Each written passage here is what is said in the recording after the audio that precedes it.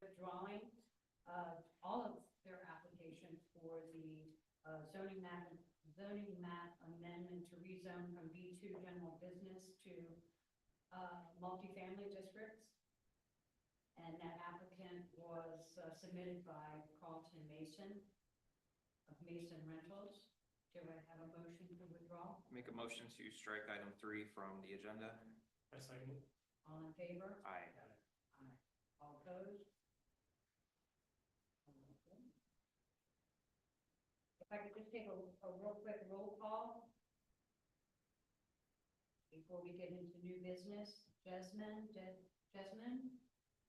Nola Tuller, and Chip Choquette are present. And we'll now go to item number 1, which is 2132 Old Snow Hill Road, the Walmart expansion and remodeling plan. Good evening, Commissioners. This is Dan Brandowy, Planning Director. This application is to review a site plan for the Walmart expansion and remodeling plans that are submitted. We have included a couple elements of those site plan. We actually have a full set of building plans that Walmart intends to follow through with. In my very brief staff report, I comment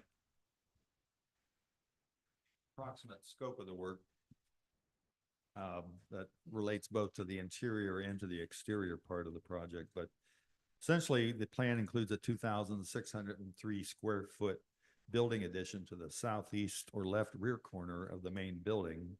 And this addition will house a new online grocery pickup operation. As part of this upgrade, the parking lot will be reconfigured to ensure ease of pickup. Parking stalls in front of the building formerly used for online pickup will be reassigned to normal patron usage. There would be a slight loss of what we think are 18 total parking spaces, but given the extent of underutilized parking spaces overall in the main parking lot, we recommend the Planning Commission waive any new parking requirements. We did ask the applicants to evaluate the impact of the sewer system. We have had some issues, minor issues, not necessarily due to Walmart, but sometimes there are grease situations that clog up the force main pump. We've got to stay on top of that. I believe their plans address that situation from their end of it. Stormwater management should be not an issue. The stormwater ponds are already on site. There should be minimal disturbance actually to that overall area. They will be tearing up the parking lot on that side of the building. Beyond that, we don't have any negative comments. We do have a representative from Boulder Engineering here that would like to present an overview to the Planning Commission. Like I said, you have full sets of drawings. I think we sent those out for an element of it as a PDF to the members, but at this point, I'll turn it over to the representative from Boulder Engineering. Hi, great. Thank you very much. My name is Steve Fortunato with Boulder Engineering. We are the civil engineer of record for Walmart on this project. And I think Dan really hit the main points of what we're looking for here. So I'll just briefly reiterate. This is a pickup expansion, building expansion project that Walmart's been implementing pretty much across the board in various stages. So at this location, the pickup plan itself is not new. As I'm sure you're aware, there are pickup stalls. There's currently a pickup program. Initially Walmart was just kind of piecing these as an available option, in existing store footprints. And now what they're doing is going around and retrofitting their buildings with a dedicated, entry for it, use for it, the small building expansion to make that operation happen more efficiently. And as part of that, you'll get the regular parking spaces back in front of the store where they're a higher use for the in-store patrons. And then that about 2,600 square foot expansion comes off the back of the store, and those pickup spaces, I think there's 18 or so, or 15 of them now. There will now be 29 pickup spaces in their own dedicated area that's restriped there on the back of the project. So it does result in a total loss of 18 spaces. However, we've coordinated with the planning staff, and the code here doesn't specify a number. It's like an area, and whether you look at Walmart standards for parking or the area by code, this is sites well overparked. So we don't anticipate any negative parking impacts from losing 18 spaces here. as Dan said, we are, this project does propose less than 5,000 square feet of full disturbance, so we don't anticipate any stormwater improvements. We don't, we are not increasing impervious, we're not touching the ponds or anything to do with stormwater. We are aware there's water line in the area, sewer in the area, there's electric in the area. We get underground utility locate, for all that before we do any construction. So we're aware of those. We are going to be replacing and relocating the grease trap that is currently in the expansion area. So not sure if there were issues on Walmart specifically with that or just in general, but that will be relocated. There'll be a new grease trap put in, for what that's worth. Other than that, also part of this is just a general restriping project that usually doesn't warrant itself any kind of site plan review, but we loop it into these, as one project because it makes a lot of sense. So they go and refurbish everything out in front there. So all these, striping circles out here, you see that's all redoing stop signs, stop bars, turn this way, turn that way. They're putting the new signage and striping in to point patrons to the new pickup locations, people know where to go. So that's all just standard Walmart practice as they go throughout these stores to bring that up to current standards. With that, I don't think there was anything really for me to note. Again, we're just asking for a site plan approval on this, and you have, you have the plans, the building plans as well, which will obviously require a separate permit. But with excuse me. With that, I'll open for any questions. Madam Chair, I did mention two things, I think, in conversation with other staff members. One was that there is a county shuttle bus that uses that side for a pickup and drop off point, whether that would be affected.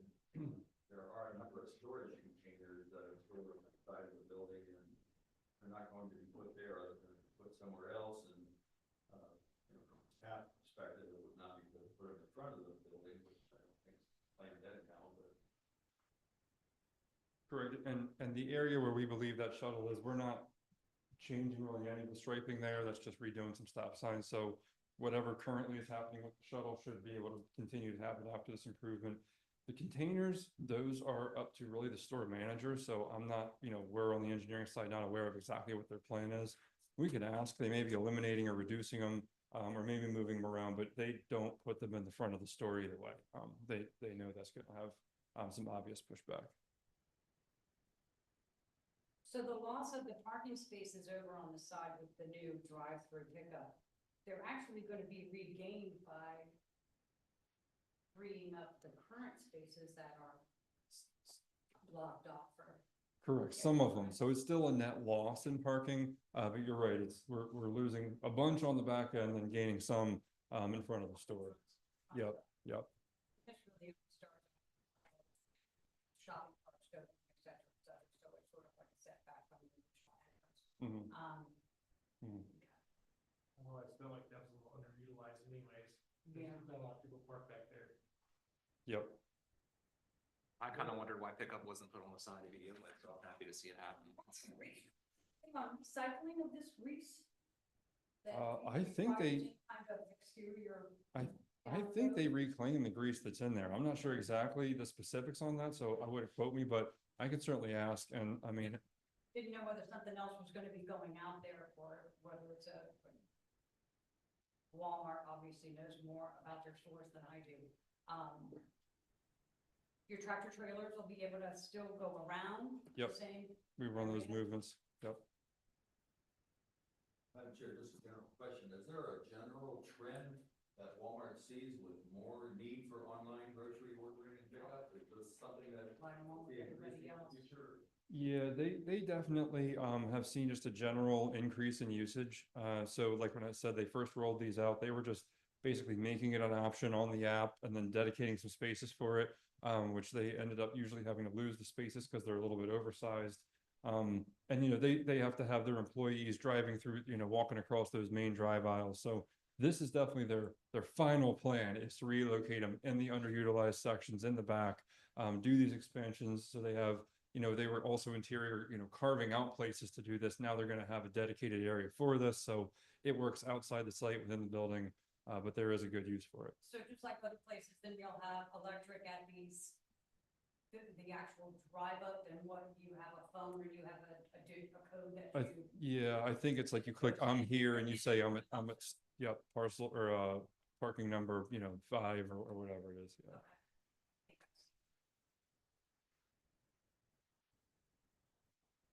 Okay, thank you very much. Does anybody have any questions, discussion points on this? Was there any consideration to adding drive-through for the pharmacy there as part of this plan? Not as part of this project, and that's not to say they're not considering it. The way Walmart runs, as you can imagine, is pretty big. Their divisions will operate that independently, so if they come to us that it's gotten through their internal process to do the pickup, we move forward with the pickup. They may be thinking something on the pharmacy later or separate, and sometimes those coincide, sometimes they're not, so, I'm not quite sure if they're doing that here. So they'll be moving the online ordering, like pickup area from the front of the building to that new building. Correct.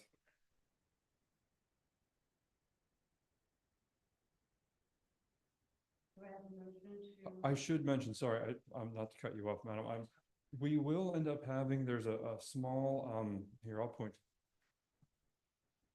There is, and this came up at a very last minute, so there is a water line and an easement that runs through this driveway.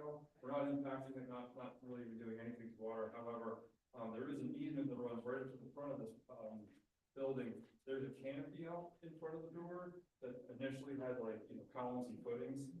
Realizing that was going to be in the easement, they've gotten rid of the footings and the columns. There'll still be an overhead canopy just for, when it's raining, and a little pad out front. So I did want to mention that we don't think there's any issues. It's not putting anything into the ground that is within the easement. Obviously there's pavement there, now, so, an impervious surface shouldn't be an issue. But I did want to point that out, because that was brought up just a couple of days ago.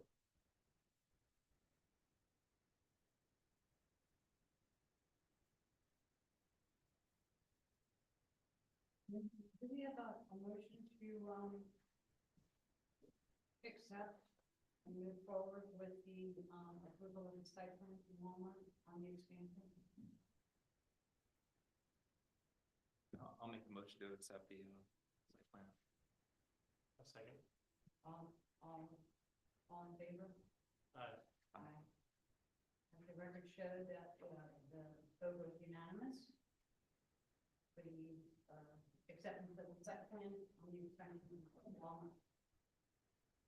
Thank you very much. Thank you.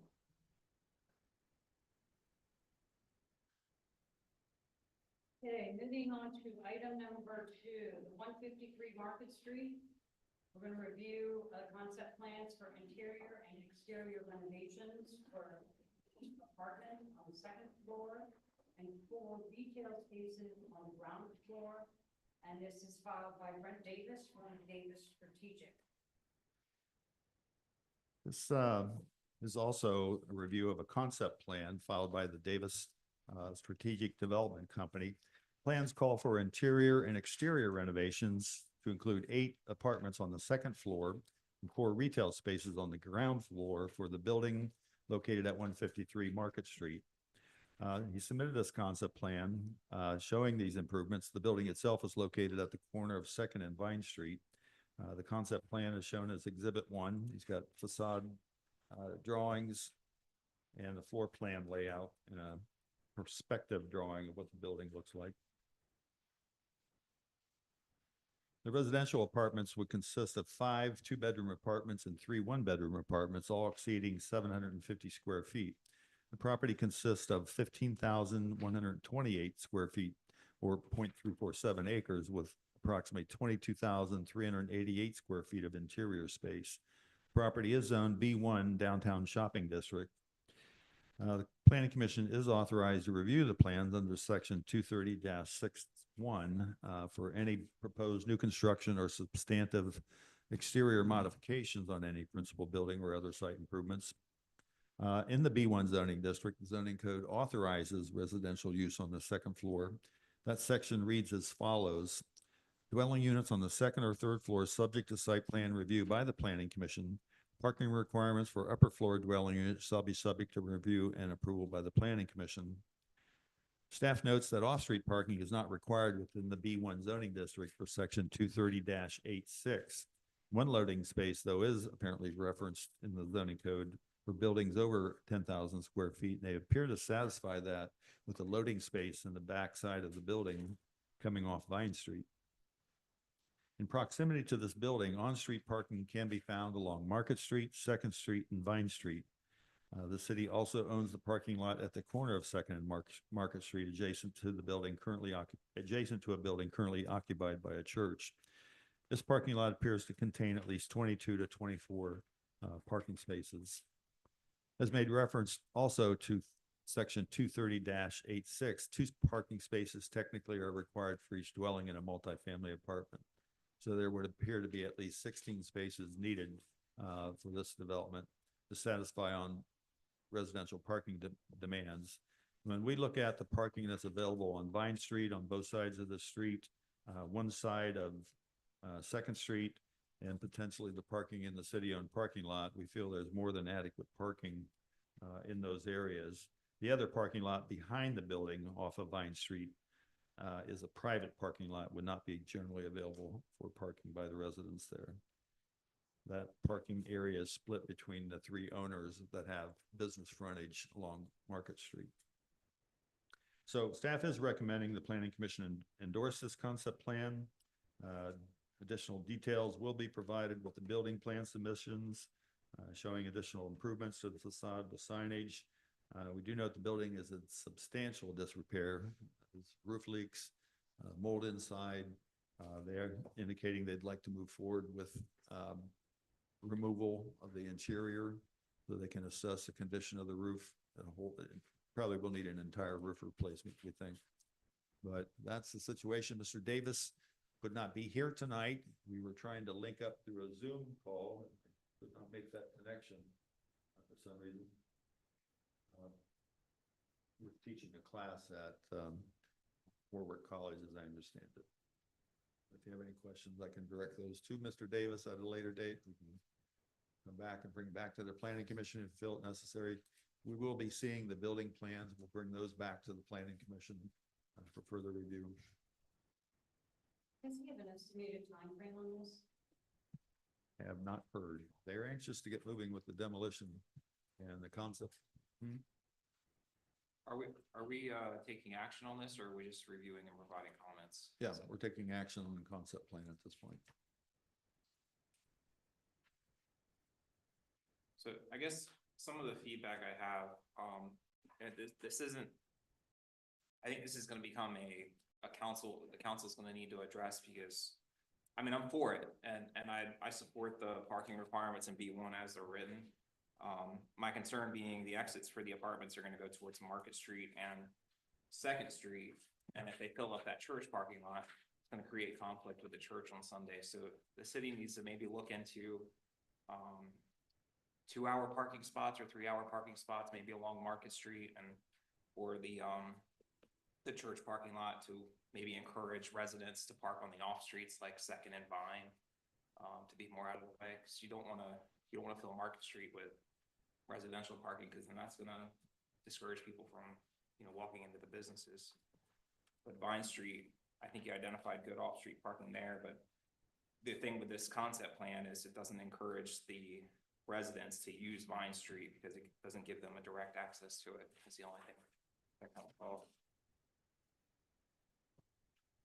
There could be conditions put on the plan as they move forward once they pursue further plan review. From a parking standpoint, on the city-owned parking lot, the city, to my knowledge, has not entered into any agreement with any business entity, such as the church, that guarantees them a right to use that parking space. So it is public parking. However, there could be some minor conflicts on Sunday if they have church and so forth. To my knowledge, there's no written arrangement that has to, a certain number of spaces have to be reserved for the church.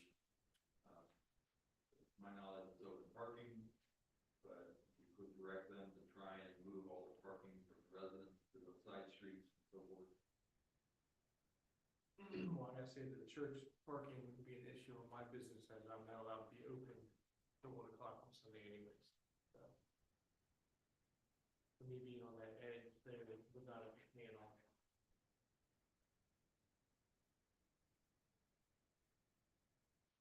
So there would be plenty of parking on Market Street as well. These are from my.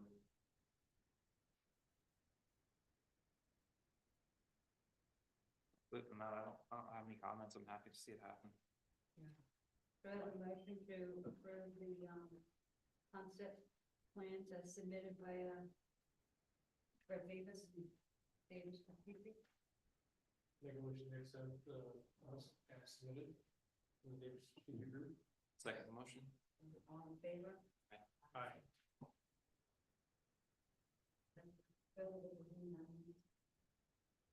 Approval. Okay, we're gonna jump down to item number 4, which is the rezone, 113-2025, to rezone from R2 resident district to R3 multifamily district for use as a 2-family apartment located at 1013 Clark Avenue, Lot 10, parcel 750, owned by, and I'm gonna mispronounce it, Ecor LLC. Icor.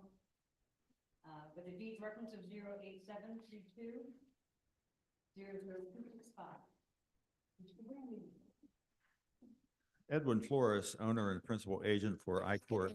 You, Mr. Brando, if we could, if anybody who is participating in this public hearing, we should put them under oath first. Madam Chair, according to the rules, you may do that or I can do that. It's whatever you're comfortable with. I think we traditionally let Ms. Usually I do it, but I'm just telling you, if you wanted to do it, you could according to the rules, but I'm happy to place anybody participating under oath. Is this advertised as a public hearing? Were you aware of this public hearing? It was advertised as a public hearing, it's not noted on the agenda as a public hearing. Again, we will start fresh. I apologize, I was not aware of that. And that's a mistake on my part. I should have been listed there, I guess, as a public hearing. Okay, is there anyone that's going to be participating in the public hearing as far as speaking? If Stand up. so, if you could, Melinda or city clerk, do you have, names and addresses and whatnot? And I do not. Planning and zoning attorney will swear you in. Oh, you can announce your name and address as you come up. All right, here, let's do this. All right. If anyone's going to participate in the public hearing, whether you're the applicant or whether you think you are going to have any public comment, whether that's for or against the application, I would ask that you stand and raise your right hand to be placed under oath.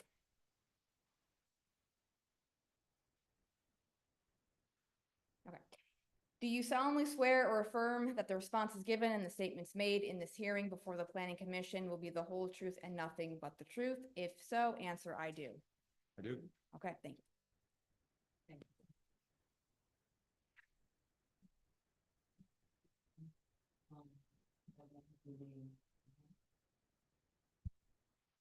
My, Go ahead. my name is Daniel Brandowy, Planning Director for Pocomoke City. Edwin Flores, owner and principal agent for Icor LLC, is requesting a zoning map amendment for the property at 1013 Clark Avenue to allow it to be restored as a 2-family dwelling. His request is to rezone it from R2 Residence District to an R3 multifamily district. The property is shown below based on a Google Earth photograph from 2023. Zoning map for this area is shown as Figure 2. Mr. Flores purchased the property in April 2024 with the intent of using it as a 2-family dwelling unit. Staff observed that the unit had been vacant for an extended period of time with long-term and intermittent lack of utilities. Upon inspection by staff in October of 2024, one side of the house has been restored for one dwelling unit and may be occupied, while the other half of the house is largely unfinished. The owner was informed that the property is zoned single-family residential and the house cannot be converted to a 2-family dwelling without a zoning map amendment. Staff notes the presence of 2 front entrance doors, and it appears that the house may have been configured as a 2-family dwelling at one time.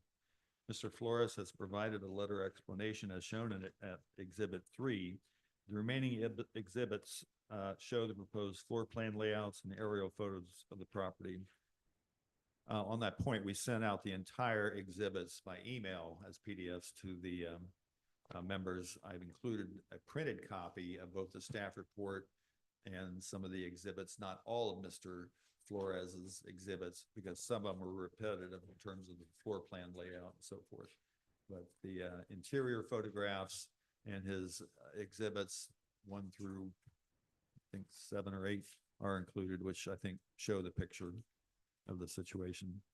In terms of existing conditions, the general land use patterns along the south side of Clark Avenue from the railroad to Michaels Road is largely single-family residential and zoned R2. Some of the dwellings along this corridor show signs of disinvestment and blighted conditions. Many of these houses along Clark Avenue date back to the early 1900s.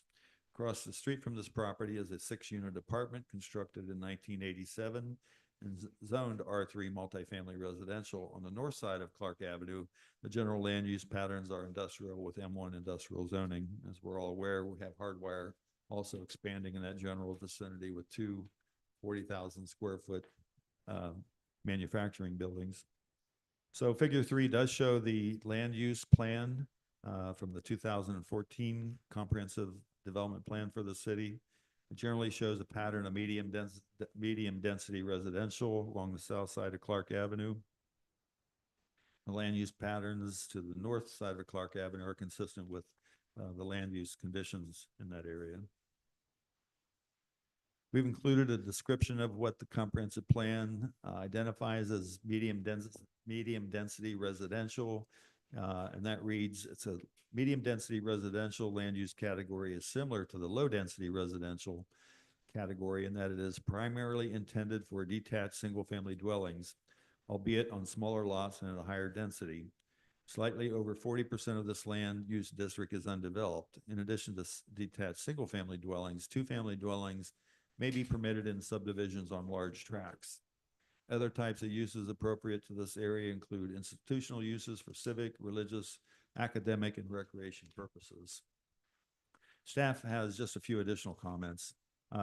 This situation has come up on several occasions where a long-term abandoned 2 or 3 family apartment building has been subject to a zoning map amendment seeking to restore the property to its previous multifamily use with the change from R2 to R3. Although the current R2 limits the property to only single-family residential. In all the cases that I recall since 2017, the Planning Commission has acted to deny the request from R2 to R3. Some of the rationale for this, we believe, has been to discourage the expansion of multifamily dwellings due to a history of disinvestment by irresponsible property owners, where the end result has been that the city has paid to take down and demolish those dwellings over a period of time. Other reasons include the creation of spot zoning, where the placement of an isolated R3 zoning district in a broad area of R2 zoning patterns would be contrary to zoning law. In this particular case, one might argue that, well, it is adjacent to an R3 zoning pattern across the street with a 6-unit apartment, so whether it could be considered spot zoning, it could be argued possibly both ways. There are also statutory guidelines that require a zoning map amendment be justified on the basis that there either was a mistake in the zoning or that there are changing conditions in the neighborhood. From staff's perspective, there's been no evidence submitted on either criteria. We do support the review of the zoning code at some point to look at the question of accessory dwelling units, such as another accessory dwelling unit inside a dwelling, or in a garage, or in the basement, or in some other form, and we're not there yet. But that could also help meet the affordable housing issue that we're all hearing about and facing, not only in Pocomoke City, but in other parts of the country. That concludes my staff report. Mr. Flores is here. I think he has basically the same copies that I provided you. He's certainly welcome to hand those out. That concludes my staff report. Before we even, I'm just going to interrupt. Mr. Brandewie, am I correct in assuming that you are submitting your staff report as an exhibit? Yes. Okay, that is admitted as exhibit 1. Please note, though, it does not include all the attachments that were sent out as the PDF to the Planning Commission. There been any permits issued to this property yet? I believe there were permits for electrical and plumbing. I'd have to check that. There are no permits issued to restore it as a two-family dwelling unit on this other side of the property. It actually needed minimal improvements, I think, on the one side. It was in pretty good condition. The pictures that he's shown show the one side of it being, I think, in livable condition. I did inspect it. I didn't see any issues with it. I'd have to double check if we required electric and any plumbing permits for it.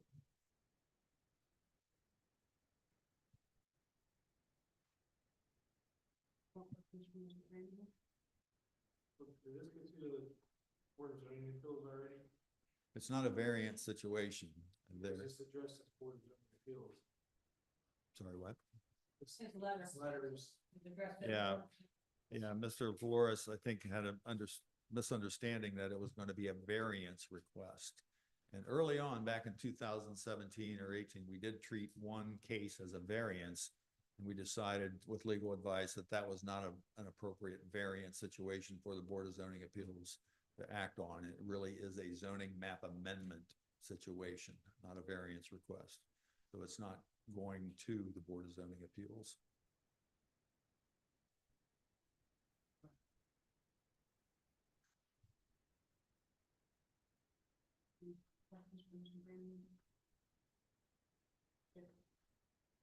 No. Mr. Flores? Good evening. I'm pretty much gonna read the letter, my name is Evan Flores with ICOR LLC. I'm here to present a request for a zoning map amendment. To reconvert my property back to its original use as a two-family dwelling. The property address is 1013 Clark Avenue. The property has a rich history, and I believe it's essential to preserve its original character. The property was initially built as a duplex, and its layout and design reflect this intention. The existing structure is not conducive to a single-family residence, and attempting to convert it will require extensive and costly renovation. By reverting it to its original use, I can maintain the property's integrity and avoid unnecessary alterations. Furthermore, the property's existing infrastructure supports its original two-family dwelling designation. The property features two existing driveways that can accommodate 2 to 3 cars on each side of the property. This existing parking arrangement demonstrates that the property was designed to accommodate multiple families. My plan is to occupy one unit and rent the other side, providing a valuable opportunity to affordable housing in our community by offering a rental unit at a moderate rate. I aim to contribute to the local housing needs, supporting individuals or families who seek affordable options. This action arrangement will not only preserve the property's historical character, but also enable me to maintain the property more effectively, ensuring it remains a valuable asset to the community. In conclusion, I believe that rezoning the property to a two-family dwelling will have a positive impact on the community. I appreciate your consideration of my request. Thank you. Do you have any questions for Mr. Flores? I mean, my primary question was answered by your letter. I mean, you're intending to live there. Mhm. I think that's an important detail. So, but your letter was very thorough, very well written. Appreciate it.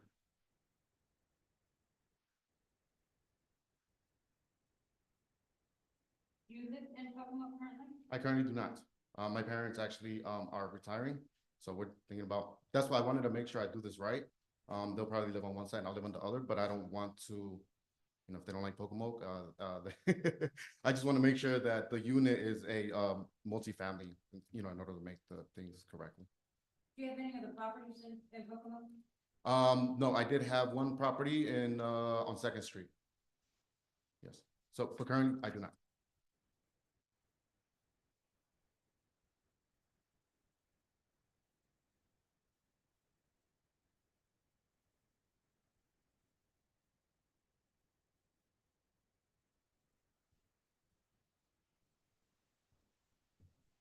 Do you have power? Do you have what utilities do you have currently with please.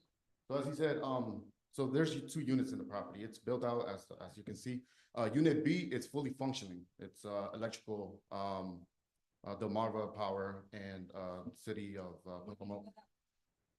There was no work done. It was already, when I purchased the property, I purchased it a year ago. And it was already livable. That part, Unit B was livable, as he said. He went to go see the property and it was livable. So the water was Looking at the right side. I filled it up with different colors, I think. I'm not sure if that's the one you got. that's the livable unit? That is correct. My electricity bill comes as Unit B.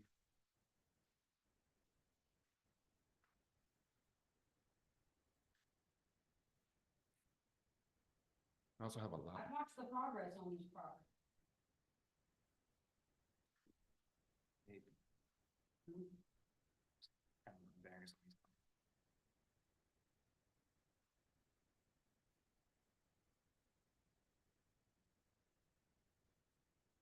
How long has it been since utilities have been, They've been active all along.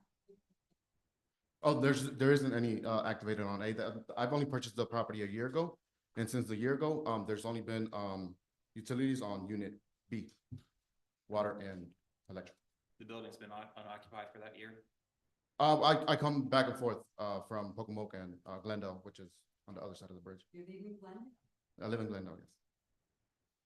Well, my parents live in Glendale. That's their house, and that's why I'm working on trying to get my house and have them come over here as well.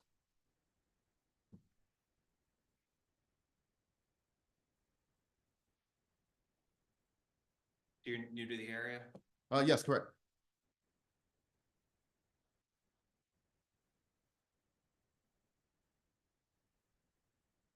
Property hasn't been occupied for 6+ months. What you're saying, Dan? Yeah, it's been a long-term vacant property prior to the purchase. So when it goes from 6+ months, what happens to the actual property? Is it still grandfathered in as a multifamily home, or is it have to be rezoned? Once it's not occupied for 6 months, it is not considered a grandfather use where they can reach. So even though they're not doing construction, it still falls under, it's not in the right area. Not done appropriately Correct. for multifamily. How much has Dan explained to you about the situation with this kind of property in Pocomoke? He has explained that it doesn't really go so well for, like when somebody purchases a house but I understand that the house has been vacant for a while and I understand the process, but I'm not really sure. Just to me, the layout of the property itself doesn't make sense for a single family. So and that's the case, and there's a lot of properties in this town that were built as multifamily, and through city council decisions, they were forced to revert to a single family zoning to prevent them from being reoccupied as multifamily. There was a case about 3 or 4 years ago, also an obvious duplex. They actually, I believe, Dan can correct me, I believe they withdrew their case. They didn't actually, or heard the one back on Bishop Isaac Jenkins, because that house was later listed as a single family home. I don't believe they ever, they were gonna come to the Board of Zoning Appeals and they withdrew their case without being heard. The one has a shed out back. It's a very large house across from New Macedonia Baptist Church. Across from New Macedonia Baptist Church. Street? Maybe Young Street. Bishop. On the corner, yeah. Yeah, that was the one where initially he applied to the Board of Zoning Appeals, and he got turned down at that point. At that point, we collectively decided this is not an appropriate appeal situation. So henceforth, there's been 2 or 3 since then that we treated as zoning map amendments. I'm sorry, And actually, it was a very similar situation, like you mentioned. It was a 2-family unit, 2 separate entrances, and he restored it back to single family. Now, a significant difference with yours is your intention to own or occupy. There is precedent in the state to push towards auxiliary dwelling units like Dan brought up. And the problem is we don't have that in our code at present. Should it be in our code? That's a question for the city council. There's something we have discussed on this board as recently as last month, and that would allow you to have an auxiliary an ADU for your family, which would be another case. Another thing to bring up, because this recently came up in my own neighborhood, the city code does allow in an R2 district for you to have, for a family to have, one roomer or boarder. So it doesn't necessarily, I don't know if that helps you. One, what, but I'm sorry? A boarder or roomer. Oh, okay. With it, yeah, non-family, and that's, within an R2 district. Okay. So, but if it's your parents, I don't think, I mean, I think if, you know, the code needs, if there needs to be a modification of the code where the council wants to consider a modification of the code as a, essentially a zoning text amendment to allow this case for an ADU, and to expand that usage, then, I mean, I think you can have your family move in without it being an issue. I just wouldn't want it, I guess the main reason is because, you know, my parents are, for some reason, I mean, I would have to travel or something like that, or they have, you know, if they don't want to live in Pocomoke, it's something they haven't experienced. So that's the one reason that, if that does come available, I would like to rent it. The challenge is, without any changes to our code is specifically designed to prevent cases like yours from going through. Okay. On the question of a border, code that you make a correct reference to, does allow people to bring on one border, but when you add the kitchen facilities, it now becomes a separate apartment. So you could have a bedroom set aside for a border, but you still cannot legally convert the rest of the space to a kitchen, cooking, dining setup where it then becomes a separate dwelling unit. Where's that defined? Well, building code defines, once you add cooking facilities, it's considered a separate dwelling unit.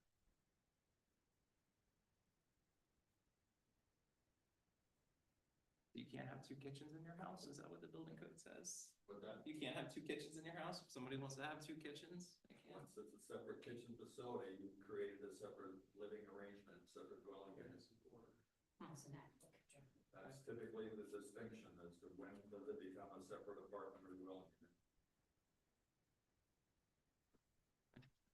Do we have any further discussion on this? I think there's some Yeah, other. there might be public comment, Yeah. Thank you, Mr. Flores. Oh, thank you. Is there anyone else that, come on up, sir.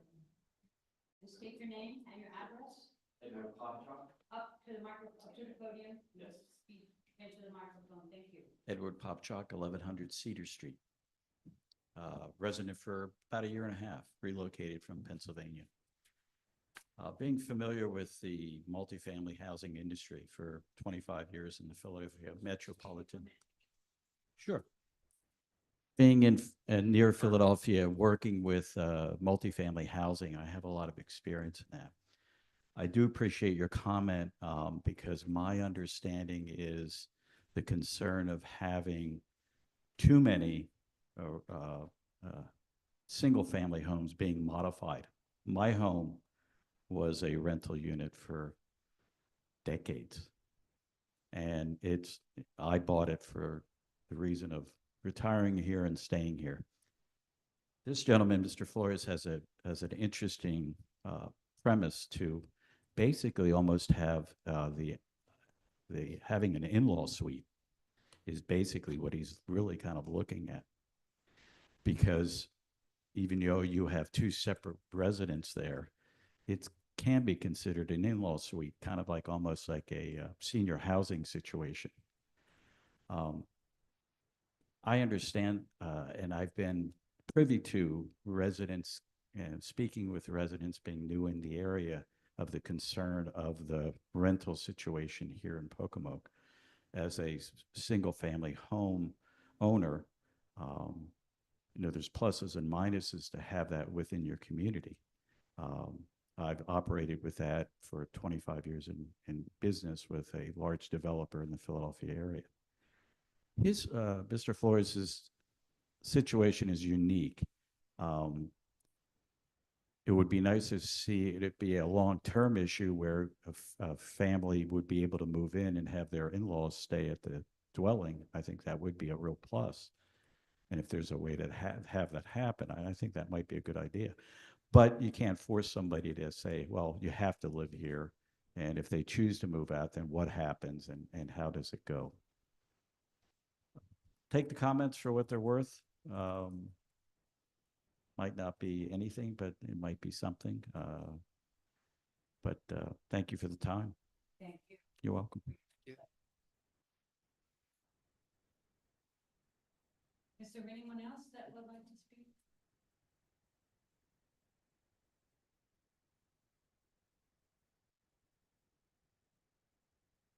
Last word from Mr. Flores in case he has anything else he wants to add.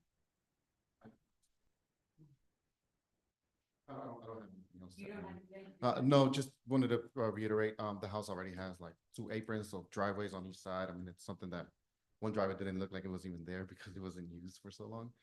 But I cleaned up and there's 2 aprons into the driveway into the house as well. That's just one last thing that I just wanted to add. I still have 2 properties that I will have to- Beautiful. Yes. Thank you for your time. Too many vehicles and circulation will stop that. Yes. 1013. Thank you. I'll ask again, anyone else? Then I will close this portion of the public hearing. Do you need a motion for that? No, I don't think you need to motion. You can, if there's no other public comment, I think you all can go into your deliberations. That's not to say you all have to leave. You could stay.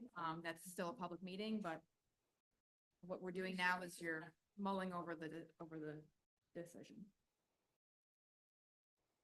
Any discussion amongst the, commission? The challenge with the changes that were made to the code is that they kind of threw the baby out with the bathwater, and it omits completely reasonable cases like this with somebody who may want to have an auxiliary dwelling unit in their home for family, in-law suite, an aging elder, that kind of thing. And we talked about this exact issue last month. I don't think that we But can. we're just not there yet. Yeah, and I don't think we can approve this as is based on the existing code and and the other issue, this being potentially spot zoning. It's a house along a street of houses. It's not a zoning mistake. By the comprehensive plan, the intent is for that side of the street to entirely be R2. It's not allowable use in R2, and we can't convert it to R3. So the challenge being, for what has been presented as a reasonable case, there would need to be a change to the code, which is not something this body can do. But my vote would be to deny it, but with the recommendation that the city council evaluate this case and consider making changes to the code for ADUs as the county and the state have done.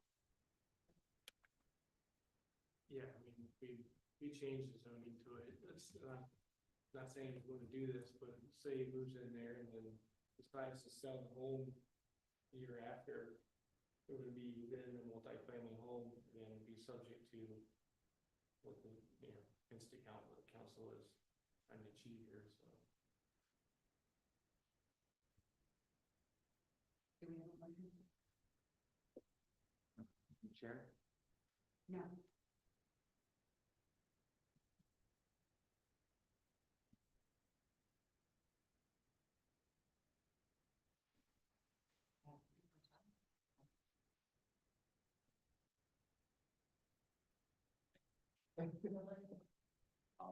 I'll make the motion to deny the rezone from R2 residence to R3 multifamily on the basis that it is not a zoning mistake.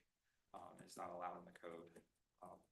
With the recommendation passed, that the city council evaluate this case and consider adopting ADU code as other jurisdictions have. I'll second that. All in favor? Aye. Aye. Let the record show. Just to remind the applicant that this is just a recommendation to the council to schedule a public hearing. So we have another opportunity to present it to the city council who will have the final vote on it. Oh, excellent.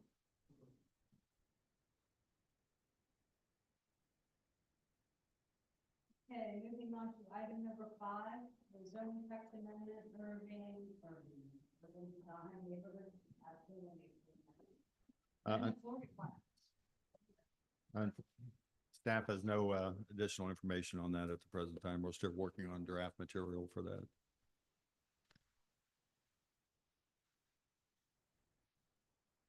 Any changes from the brief discussion that we had a month ago? No. I will add that we have one potential applicant considering a new dwelling unit on Winter Quarters Drive. There are concerns from the neighbors as to how it will fit within the context of that neighborhood. So there are cases out there that I think warrant this ordinance be prepared. So hopefully we'll have a draft within the next week or two. Just on the west side of the highway, that the vacant lot that was recently purchased. On the west side of the highway. Next to the- Got stakes out in the yard. Okay, we're gonna go ahead and move, to full business, Drawbridge Villas. House development project, what's our updates? No real change since the last meeting. I think the owner is still pursuing, getting a certificate demonstrating that there was a phase one assessment and cleanup conducted on the site. I think as a condition for bank approval, he has been asked to secure that. So we don't think there's any issues with that. We're still waiting on final comments of the development draft agreement that we drafted up and circulated to the city manager. And as you know, the city manager is now leaving, so we may have to recirculate that and get that, get additional staff input on that. Couldn't we act- She can certainly have input into it, absolutely. Comprehensive plan update. We received two handouts today. One referring to a briefing document for the municipal growth element, part of the comprehensive plan, and an actual then draft chapter under section 4, municipal growth. I'm circulating these for your review and comment. Interestingly, I just did a quick scan of it myself before the meeting.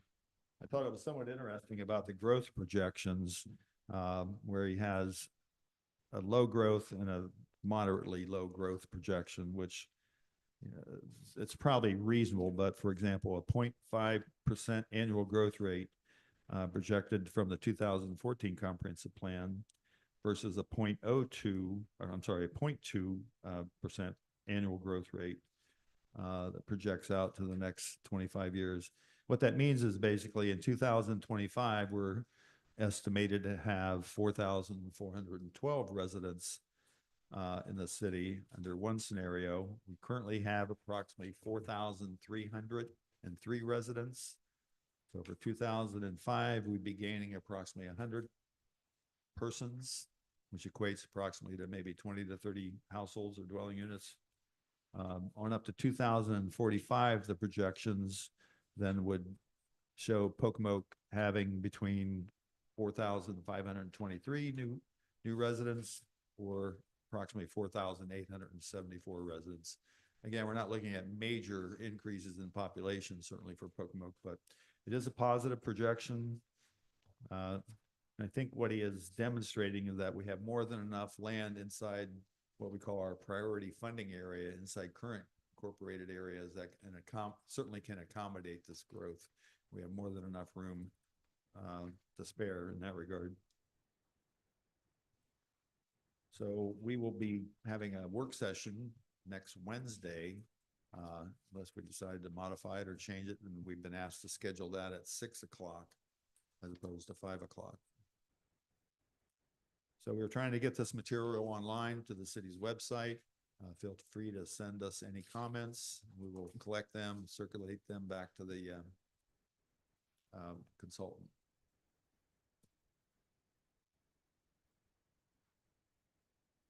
That's all we have. Are you expecting comments from the public for each of, like, so we're on section 4 at this point. Is the intention to be getting comment from the public? We're hoping so. Some of the elements have been posted to the city's website. He is under contract to have at least 2 public meetings and a public hearing, I think, at a later date. So at this point, no formal public meeting has been scheduled with the consultant. I think he'd like to get through all the draft elements, get feedback back, make any minor changes, and then conduct various public meetings and public hearings on the draft.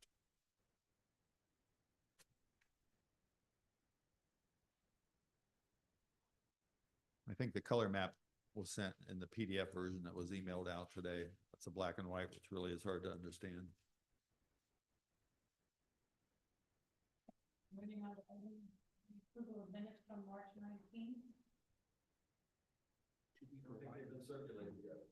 You know, I'm working with Dan to show him how to properly do minutes. It's a teaching. We have a draft, so we're trying to decipher who made the motion.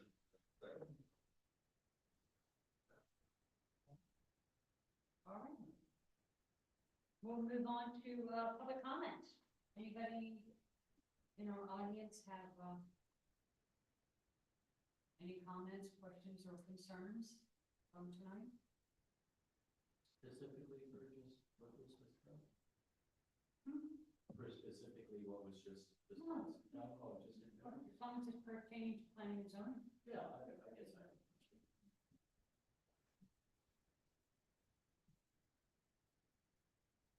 My name is Ed Popchalk, 1100 Cedar Street. I guess it looks like we are, there's a surveying that's going on adjacent to our property. I was just curious if there's any upcoming meetings that's going to come to what type of fruition and what's being proposed. 1100 Cedar. Behind your property? Yeah, behind and then adjacent to myself and my neighbor, could be a possible throughway to the area behind the property. So officially, as far as this body knows, no, but as a member of the community, I have heard that there's an intent to develop that as a development, and maybe Dan may be able to speak on it. Okay. He's talking about between Cedar Street and White Oaks, that large plot of land.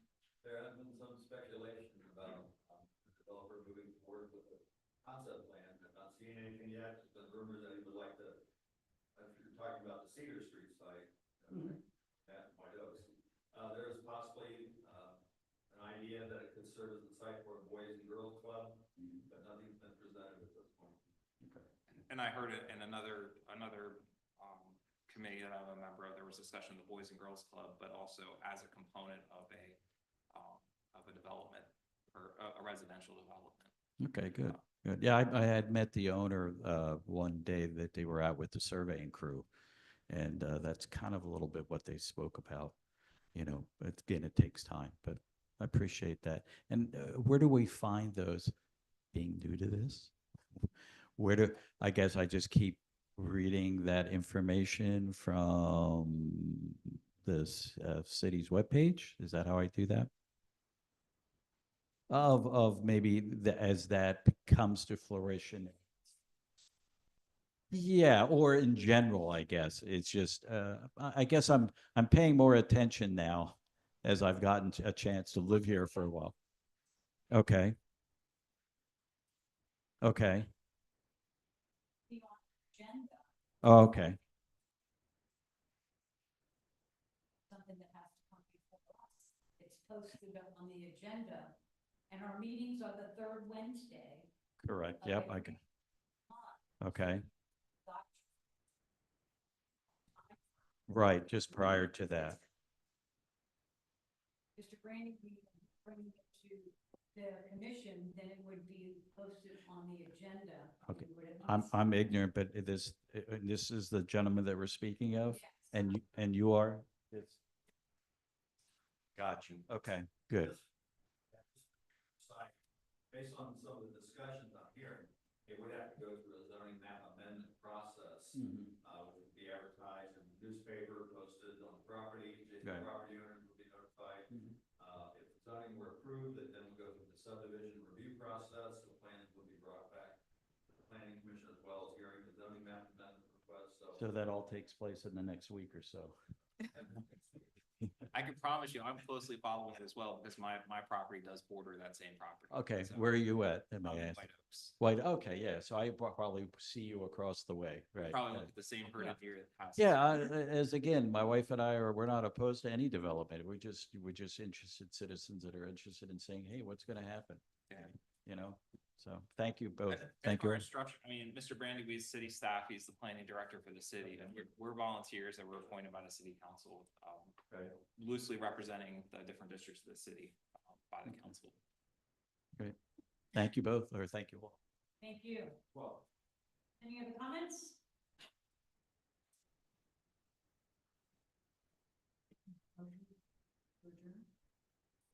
to adjourn.